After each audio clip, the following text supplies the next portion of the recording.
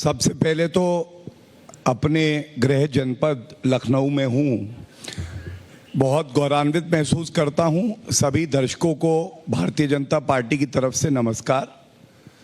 और देखिए, ऐसा है कि योगी आदित्यनाथ जी ने जो राजनीति उत्तर प्रदेश में हो रही थी उसको बदला है। कैसे बदला है पहले मैं वो बताऊंगा, उसके बाद अब्बा जान पे आएंगे। यहाँ पे समाजवादी पार्टी की सरकार थी और उस सरकार में मुजफ्फरनगर दंगे हुए। जब मुआवजा देने की बात आई तो मुख्यमंत्री पूर्व में श्री अखिलेश यादव जी को मुसलमान परिवार तो दिखाई दिए, लेकिन हिंदू पीड़ित परिवार नहीं दिखाई दिए। सर्वोच्च न्यायालय ने एक करारा थप्पड़ लगाया, तब जाके मुआवजा दिया। पहले पुलिस जो वर्दी पहन के होती थी वो जाती थी आजम खां की भैंसें कहाँ हैं ढूंढ ले, भैंसें नहीं मिली तो आजम खां जी बहुत डांटेंगे।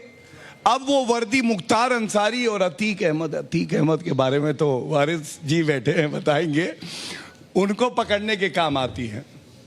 बदला ये है कि विकास की धारा बह रही है और धर्म के चश्मे से उसे नहीं देखा जा रहा।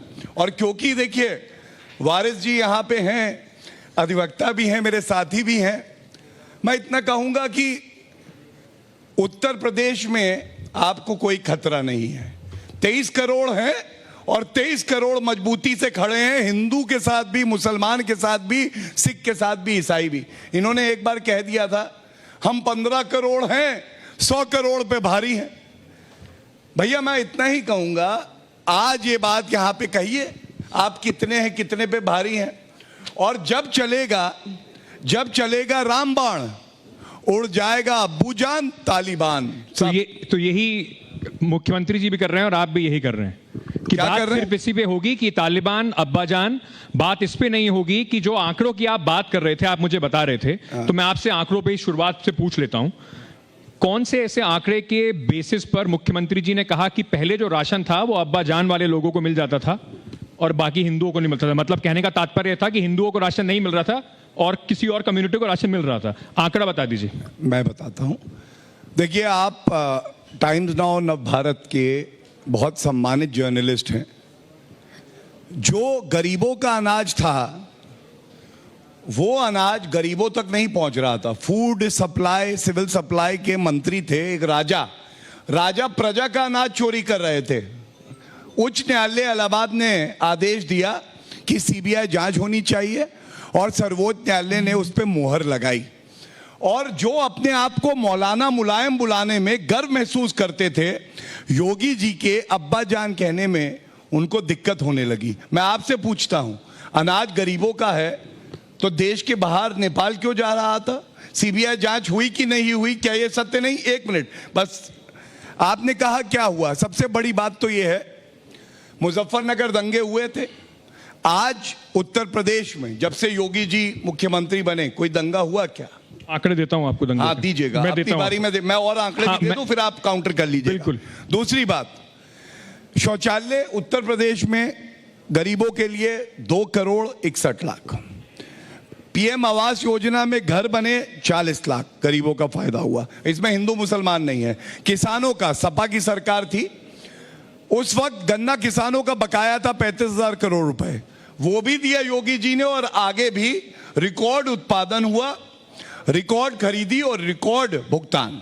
ये है योगी जी की सरकार। 3,000 करोड़ रुपए अभी भी बकाए हैं। पर जैसे मैंने आपसे सवाल पूछा और आपने फिर वही बताया मुझे कि इधर चले गए उधर चले गए। नहीं, मैंने उच्च न्यायालय के बारे में बताया। सही कह रहा हूं, आप सम्मान, मैं बिल्कुल नहीं है, मैं बिल्कुल सही कह रहा हूं। मैं आपको इसी उन्हीं आंकड़ों पे थोड़ा सा वापस ले आता हूं। वारिस भाई 1 सेकंड और दीजिएगा मुझे। आपने जैसे मुझे बाकी आंकड़े अच्छा लगता कि मुख्यमंत्री जी भी यही बातें बताते जो आप मुझे बता रहे हैं। उन्होंने आपने, मैं सिर्फ और सिर्फ क्योंकि राशन की और अब्बाजान की बात हो रही थी तो मैं उस पर कुछ आंकड़े आपको बता देता हूं। अगली बार जब मुख्यमंत्री जी अपनी तैयारी करेंगे उनको जोड़ दीजिएगा उसमें। मुख्यमंत्री जी को हमारी तैयारी की जरूरत नहीं है, पूरी तैयारी से आपके मंच पे इतने वरिष्ठ आप बीजेपी के, इतने वरिष्ठ आप नेता हैं, और एक बात इनपुट तो आप हमेशा दे ही सकते हैं और आप सबको देते ही हैं। इस समय जो नेशनल फूड सिक्योरिटी एक्ट है उसके हिसाब से उत्तर प्रदेश के अंदर 14.86 करोड़ बेनिफिशियरीज हैं जिनको राशन कार्ड मिला है, जिनको राशन मिलता है। ये उत्तर प्रदेश की पूरी पॉपुलेशन 19.98 करोड़ है। ये 2011 के सेंसस के हिसाब से बता रहा हूं। जिस समय मार्च 1 2016 में जब उस समय उत्तर प्रदेश के मुख्यमंत्री जो थे अखिलेश यादव थे, तब तक 14.01 करोड़ लोगों को राशन कार्ड और उसके बेनिफिशियरीज ऑलरेडी थे।